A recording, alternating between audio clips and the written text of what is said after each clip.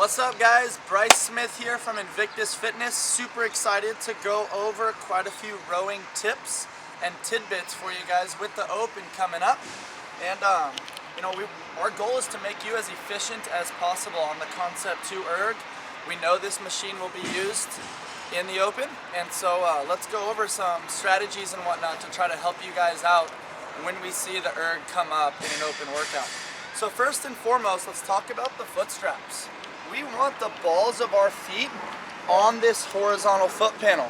And so for someone like myself, I'm a size 12. Typically I have 2 holes showing, and that enables me to have the ball of my foot on that foot panel. So when I get my feet into those straps, and I go ahead and tighten those straps, now I have efficient force production pushing off that horizontal piece, okay?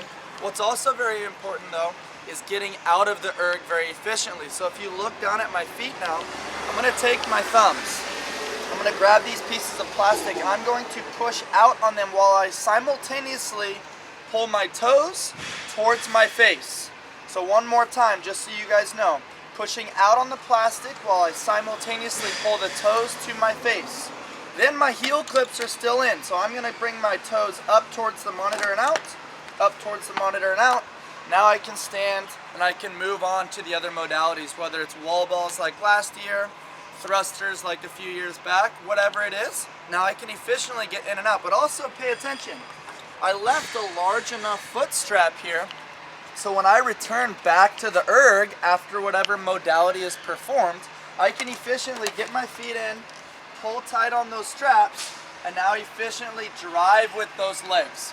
As you guys know, on the rowing machine, it's very important we emphasize legs, then our hips, then we finish with the arms. So we efficiently cater to that core to extremity principle.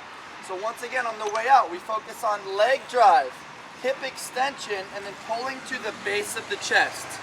The return is the exact opposite.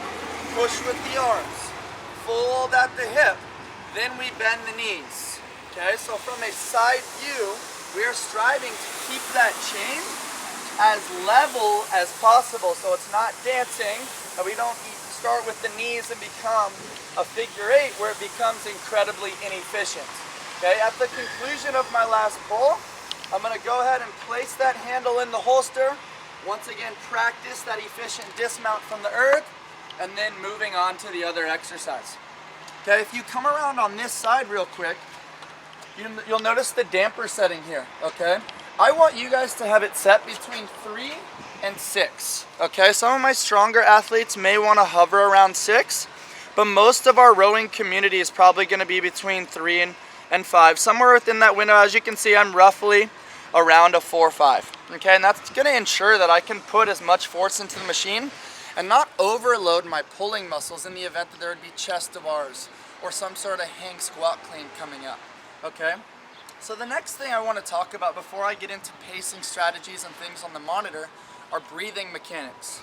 So when we get into the erg and we tighten those straps, double overhand grip, nice flat back, neutral position with the head in the eyes, we're going to exhale on the pull.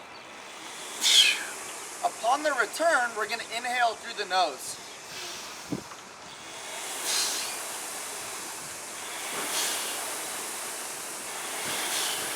So if I get into some of the ins and outs of breathing mechanics, by breathing in through the nose, it kind of helps keep us level and relaxed. It stimulates the cilia, which are the small hairs within your nose, to try to stimulate the parasympathetic nervous system to keep us relaxed.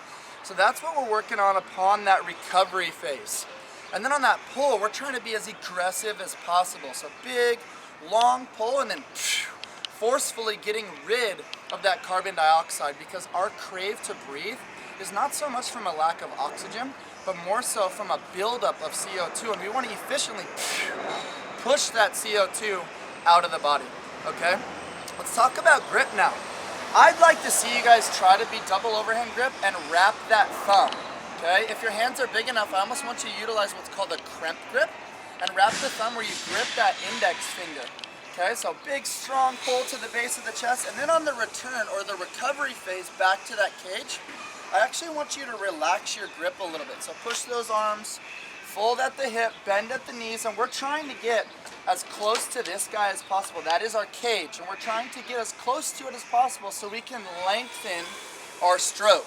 The longer the stroke, the more efficient the pull is gonna be, okay? If you guys come around on this side of the erg, if I set up my monitor here, I'm gonna go ahead and press just row. Now it is set to calories. This is our calories per hour for pacing, and this is our strokes per minute. A good goal is to try to hover between 27 and 30 strokes per minute.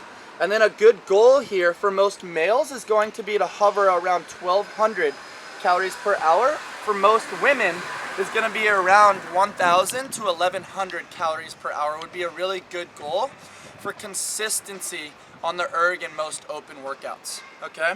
So to put it all together, I'm going to lengthen that stroke, drive with those legs.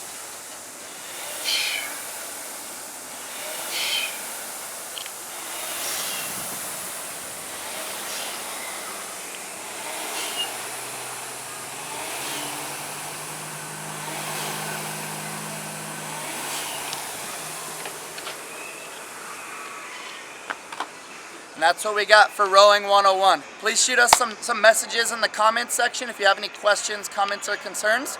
We want to see you guys be as efficient as possible getting after the Open for 2020. Take care. We hope to hear from you soon. Bye-bye.